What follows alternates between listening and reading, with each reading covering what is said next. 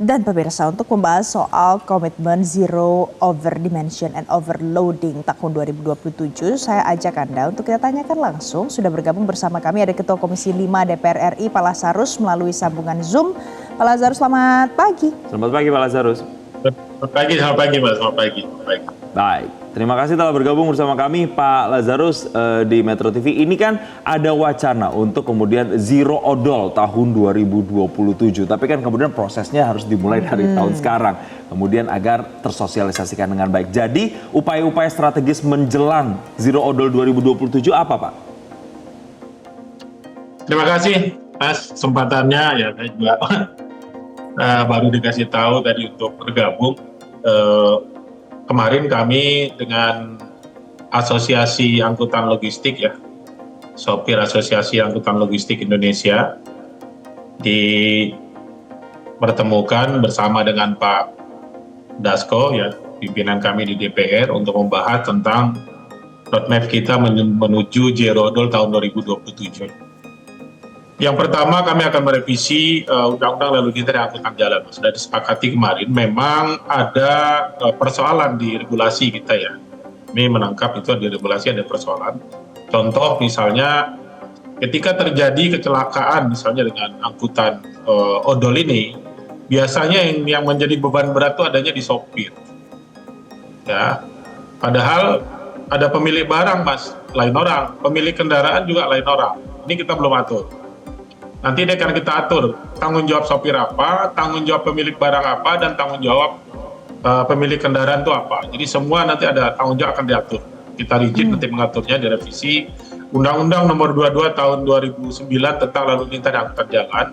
Kemarin kami sepakat dengan pimpinan DPR, ini akan kita lakukan revisi secepatnya dan sudah masuk di Prolegnas ya, Program Legislasi Nasional tahun 2025. Mudah-mudahan di 2025 ini kita bisa selesaikan. Itu yang pertama. Yang kedua tentu kami kemarin juga sepakat membentuk semacam tim kecil ya. Tim kecil ini terdiri dari pemerintah, kemudian DPR RI, dan juga dari teman-teman asosiasi. Ini kita akan berdiskusi untuk mengambil langkah-langkah apa misalnya yang perlu kita persiapkan menuju zero odol di 2027. Memang odol ini tidak bisa kita serta-merta kita terapkan. Ini dampaknya terhadap perekonomian ini nanti sangat berat sekali buat kita ya, apalagi dalam situasi sekarang. Maka kami juga dari DPR untuk bersera hati-hati menerapkan kebijakan ini ya. Sebetulnya Mas, odol ini kalau kita bisa kita tertibkan, berarti nanti akan menambah jumlah kendaraan. Karena muatan ini kan dibagi jadinya. Kemudian menambah jumlah sopir. Berarti kan nanti akan ada pertumbuhan baru, pembelian kendaraan meningkat, kemudian angka pengangguran juga nanti berkurang karena banyaknya sopir-sopir yang terserap oleh kendaraan. Ya. Kalau ini ditertibkan nanti akan banyak dampaknya dan banyak juga dampak positifnya. Pak Lazarus, pertanyaannya adalah kalau ini nanti diterapkan di lapangan, bagaimana sih sistem pengawasan yang kemudian disiapkan? Siapa yang akan mengawasi truk-truk yang jangan sampai ada lagi yang odol nanti di jalanan? Ya, sesuai Undang-Undang Lalu Lintas dan Angkutan Jalan itu kewenangan Polri. Ya, kewenangan Polri, kemudian ada jembatan timbang yang menjadi kewenangan kementerian. Sebetulnya di undang-undang ini sebetulnya sudah diatur dengan cukup bagus sebetulnya ya, undang-undang di Undang-Undang 22 tahun 2009 ini sudah mengatur cukup bagus sebetulnya. Hanya memang law enforcement ini memang harus kita perkuat di lapangan ya, baik yang menjadi kewenangan kepolisian maupun kewenangan dari Kementerian Perhubungan. Memang di kita ini menganut sistem yang agak berbeda dari beberapa negara, Mbak. Contoh kami pernah melakukan studi banding ke Kanada ya. Ini saya ambil contoh saja, di Kanada itu di jembatan timbang itu disiapkan gudang. Kalau kelebihan muatannya dibongkar. Pertama dikasih peringatan dulu. Yang kedua nanti dikasih dibongkar muatan. Dan yang terakhir nanti ada bengkelnya juga. Dipotong langsung kendaraannya di jembatan timbang itu yang saya bilang tadi terkait dengan law enforcement-nya. Sebetulnya kita akan menuju ke sana nantinya. Kalau ada yang bandel nanti kita, kemudian yang ngambil barang nanti bukan sopir Pak, pemilik barang yang ngambil barang. Jadi semua ada tanggung jawab gitu. Ada tanggung jawab sopir, ada tanggung jawab pemilik kendaraan, dan ada tanggung jawab yang pemilik barang. Demikian. Oke. Pak Lazarus, kalau ada niatan ikhtiar untuk bisa bikin zero odol 2027, berarti pertanyaannya, berarti aturan yang selama ini memang sudah dijalankan apakah tidak efektif begitu? Sebagai masyarakat awam pengguna jalan saja Pak, misalnya kita bisa observasi di jalan tol tuh banyak sekali bukan hanya masalah odolnya, ketidakpatuhan jamnya misalnya. Harusnya kan mereka lewat di jam-jam tertentu. Kemudian mereka tidak, kalau di tol tuh tidak di jalan yang sebelah kiri, yang paling kiri. Tapi juga kelalaian supirnya, mereka juga suka berjalan tuh di tengah. Apakah aturan-aturan yang seperti ini tuh pada saat penerapannya itu tidak efektif Pak selama ini? Persoalan di kita ini memang rada-rada kompleks, Mas ya. Rada-rada kompleks saya sebut demikian. Kita masih lemah di sektor penegakan hukumnya masih lemah. Kemudian di sisi infrastrukturnya sendiri, kita ambil contoh di beberapa negara yang punya wilayah luas seperti Indonesia dengan penduduk padat. Amerika misalnya. Di Amerika itu rest areanya itu banyak sekali, Mas. Jadi ini salah satu juga yang dikeluhkan oleh para sopir kemarin. Mereka misalnya masuk rest area yang ada di jalur Pantura misalnya. Di situ ketika masuk rest area mereka dikasih jam. Jam sekian nanti harus keluar ya, tidak boleh lebih dari jam sekian misalnya. Sementara waktu istirahat makan mungkin belum cukup. Kemudian ada beberapa rest area juga yang ada pungutan gitu. Jadi wajib membeli minuman inilah baru boleh masuk, wajib belanja inilah baru boleh masuk misalnya. Ini sementara uang saku sopirnya juga terbatas. Jadi persoalannya kompleks sekali ya. Ini semua akan kita inventarisir seluruh persoalan yang ada ini ya, sehingga nanti direvisi.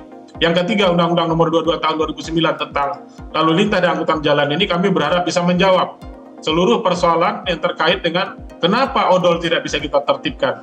Yang tadi kita sudah sama-sama tahu ya, disampaikan oleh Metro TV, dari overdimension, overloading ini menyumbang tingkat kecelakaan cukup besar dan menimbulkan angka kematian yang cukup besar dari kecelakaan itu sendiri. Jadi ini memang harus segera kita tangani Mas, ya secepatnya. Terima kasih. Baik.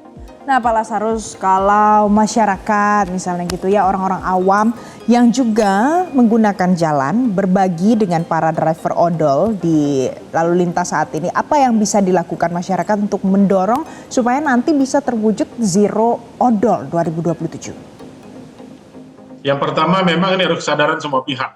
Ini semua kesadaran semua pihak. Ini terutama pemilik barang, pemilik kendaraan. Kami juga menemui beberapa persoalan di internal kami di DPR ini ya. Persoalan yang saya maksud adalah ketika kita bicara overdimension itu kan, overdimension itu kita bicarakan kendaraan. Kenapa boleh dibuat menjadi overdimensi, melebihi dimensi yang sudah ditentukan? Sebetulnya di perhubungan itu sudah ada uji tipe namanya Pak. Dan uji tipe itu sebetulnya sudah diatur. Ini dengan kendaraan sebesar ini nanti misalnya sumbunya berapa jaraknya, kemudian harus roda berapa dan seterusnya. Ini sudah diatur sebetulnya aturan mainnya ini. Tapi oleh teman-teman ini masuk karoseri nanti disambung lagi, dia punya sasis, dari bannya harus sekian dikurangi menjadi sekian dan seterusnya. Ini memang persoalan agak cukup kompleks saya bilang. Makanya nanti kami akan duduk bersama juga dengan teman-teman di Komisi 6 yang membidangi masalah perindustrian dan perdagangan ya. Nanti juga akan kita bicarakan ini. Ada kendala di situ, Kementerian Perhubungan sudah menetapkan uji tipenya, tetapi perindustrian itu masih mengizinkan untuk beroperasi overdimensi. Awal overloading ini kan dari overdimensi dulu, Mbak. Karena overdimensi baru dia menimbulkan peluang untuk overloading kan gitu. Demikian juga dengan pemilik barang.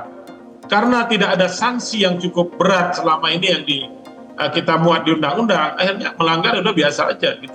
Jadi nanti ke depan kita buat sanksi yang lebih berat supaya nanti orang tidak perbedaan pendapat antara dua kementerian ini sudah terjadi sejak tahun lalu ya Pak. Apakah sampai sekarang juga masih tetap terjadi? Sudah lama sekali. Ya, saya kan termasuk kalau Metro TV mengamati, saya ini kan salah satu yang getol minta supaya revisi Undang-Undang Lalu Lintas dan Angkutan Jalan ini cepatnya dilakukan dari tahun lalu kalau diamati ya. Sudah pernah masuk Prognas tapi kami belum punya kesepakatan untuk bisa membahas dan kemarin sudah disepakati ya. Waktu saya bersama Presiden juga waktu ke istana saya menyampaikan soal Pak Presiden, saya bilang bahwa ini secepatnya harus segera ditangani terkait dengan odol ini. Dampaknya adalah mahalnya biaya perawatan jalan. Kita harus mengeluarkan uang kurang lebih 47 triliun setiap tahun dampak dari odol ini. Ini sangat merugikan menurut saya bagi orang-orang atau masyarakat lain yang yang tidak terlibat bisnis dengan kelebihan muatan ini.